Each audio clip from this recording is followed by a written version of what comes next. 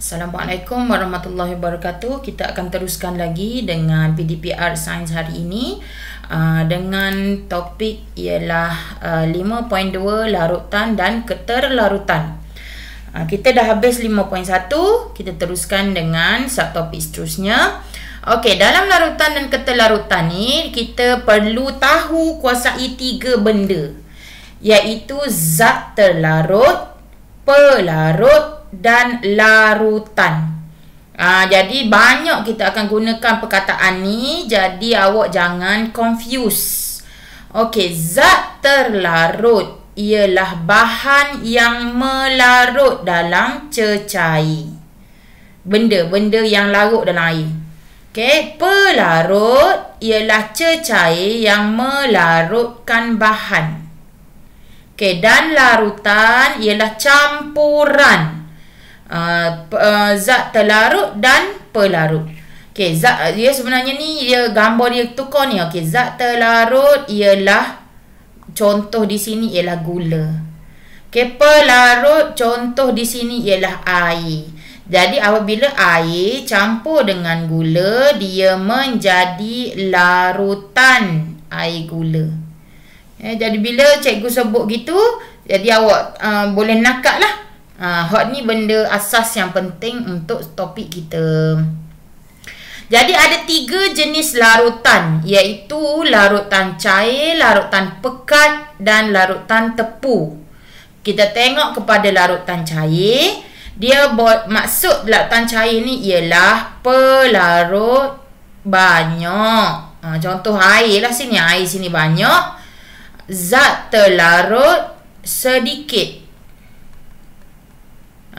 Jadi dia menjadi larutan cair.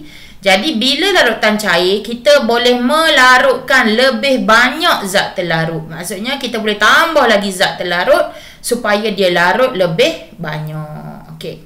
Yang kedua, kita panggil larutan pekat. Bila larutan pekat, dia ada zat terlarut yang banyak. Ada banyak zat terlarut, hanya boleh melarutkan sedikit sahaja lagi zat terlarut. Dia boleh larut lagi. Macam contoh kita ada dah air gula ni kan. Air gula ni rasa banyak dah gula tapi dia larut lagi. Dia larut lagi, jadi kita boleh tambah lagi gula dalam. Okay, dan yang ketiga ialah larutan tepu.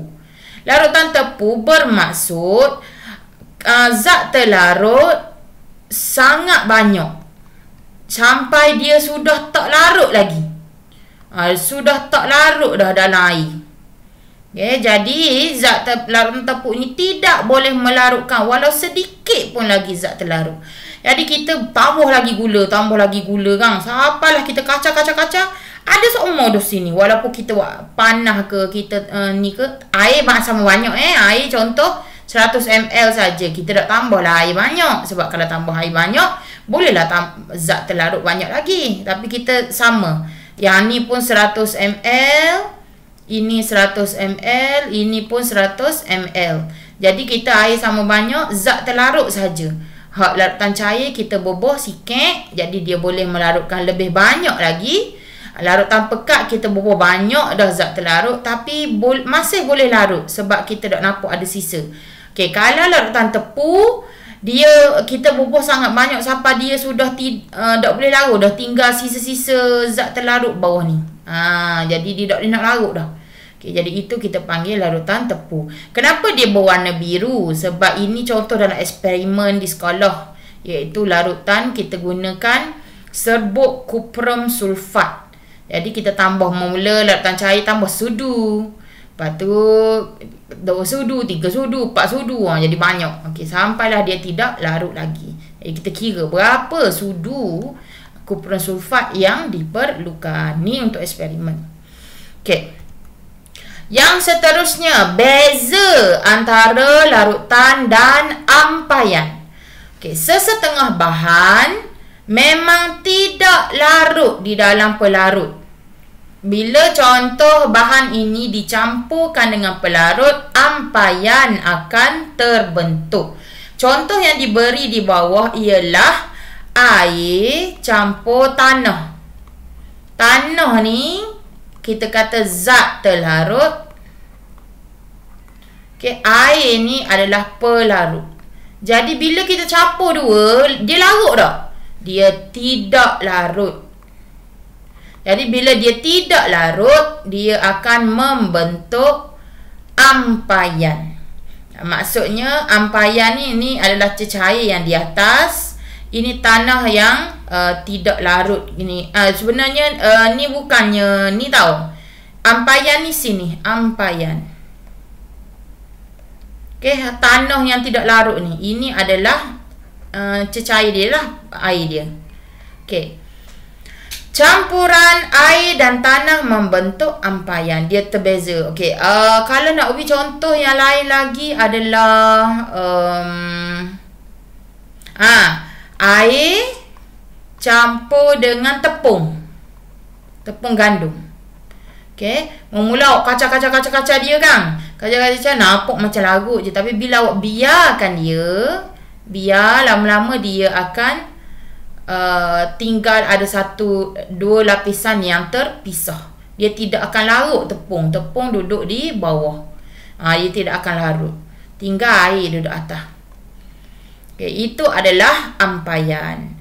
Okay, kalau nak kira minuman kita pun sebenarnya kalau air Milo tu.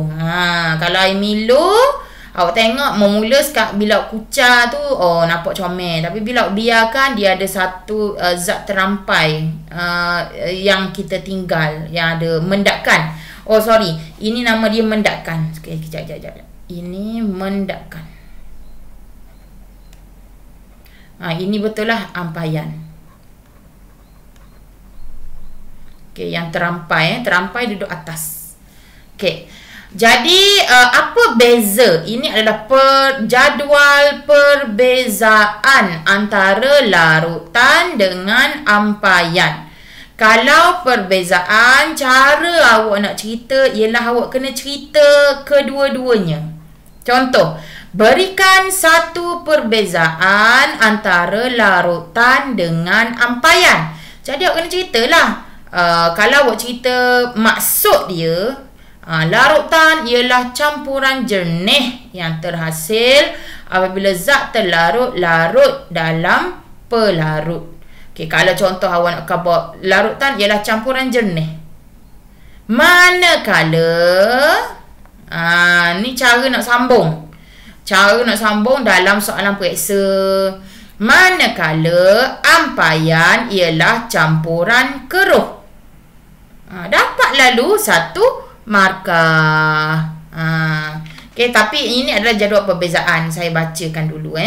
Campuran keruh yang terbentuk daripada zat terlarut tidak larut dalam pelarut. Ni pun point nombor 2. Ni point nombor 2. Okay, saiz zarah zat terlarut yang halus menyebabkan cahaya dapat menembusi larutan.